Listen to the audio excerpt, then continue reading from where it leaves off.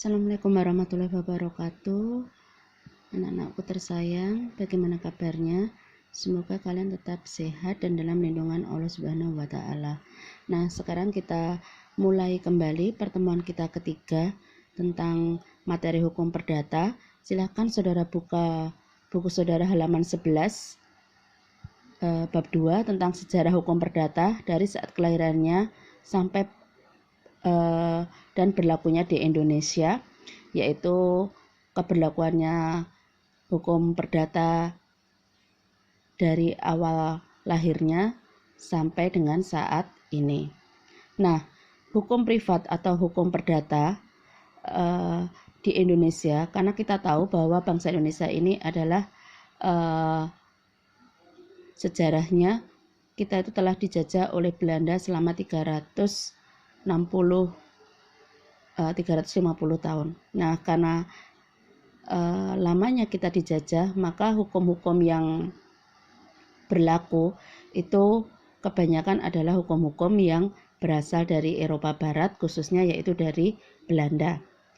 Nah, pengertian hukum privat atau hukum perdata minggu kemarin sudah saya jelaskan, yaitu merupakan hukum perorangan atau hukum yang mengatur hubungan orang satu dengan yang lain. Nah, itu.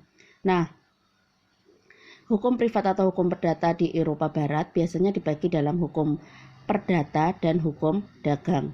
Di Indonesia, pembagian seperti ini juga dikenal dalam pembagian hukum perdata dan hukum dagang. Jadi kita ada dua buku, yaitu BW atau Burgerlijk Wetboek dan Burgerlijk van Kopenhagel, itu yang sebagai hukum dagang dalam istilah bahasa Belanda. Nah, dari sejarah diketahui bahwa hukum perdata Eropa ini bagian terbesar berasal dari hukum perdata Prancis yang dikodifikasi pada tanggal 21 Maret tahun 1804. Jadi sejarah hukum privat itu lahirnya, kalau kita melihat awal lahirnya hukum privat itu adalah dari kode sivil yang ada di Prancis, karena pada waktu itu Prancis mengalami masa era, istilahnya itu adalah era di mana terjadi pertikaian dan kerusuhan dari kaum bangsawan dan kaum pendeta dengan masyarakat, di mana masyarakat tidak puas dengan hukum-hukum yang berlaku pada saat itu yang dipelopori oleh Napoleon Bonaparte. Maka ada istilah hukum pada saat itu yaitu kode Napoleon. Jadi Napoleon lah yang memulai reformasi di Perancis, sehingga melahirkan untuk hukum publiknya itu kode Napoleon dan untuk hukum privatnya yaitu kode sivil. Nah, itu.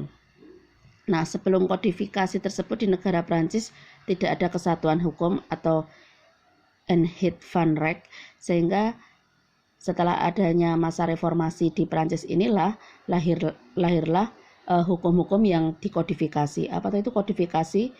Saudara pasti sudah mendapatkan pengertian kodifikasi itu pada saat pengantar ilmu hukum, pengantar tata hukum, atau mata kuliah ilmu hukum. Jadi di semester 2. Jadi kodifikasi itu adalah pengelompokan hukum-hukum yang serumpun atau sejenis. Dalam hal ini yaitu kodifikasi terkait dengan hukum privat maupun hukum publik yang diberlakukan di suatu wilayah atau negara. Nah, wilayah negeri Prancis terbagi dalam dua bagian, yaitu bagian utara dan tengah yang merupakan daerah hukum lokal, Pays de et Coutume. Jadi pada masa dahulu itu hukum-hukum yang berlaku di wilayah negara Prancis itu kecenderungan yaitu hukum-hukum kebiasaan atau hukum lokal.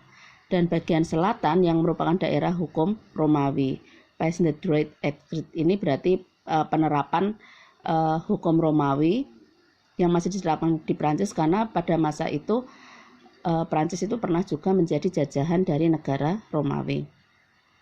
Kemudian hukum yang berlaku di bagian utara dan tengah itu terutama hukum kebiasaan Prancis kuno yang tumbuh sebagai hukum lokal dan berasal dari hukum Jermani yang berlaku di wilayah negeri-negeri Jermani Prancis pada waktu sebelum resepsi hukum Romawi di situ. Ini adalah hukum kebiasaan atau adat kebiasaan di sana. Kemudian ada kebiasaan Prancis yang kuno itu yang tumbuh sebagai hukum lokal, berlaku juga hukum Romawi yang berpengaruh besar.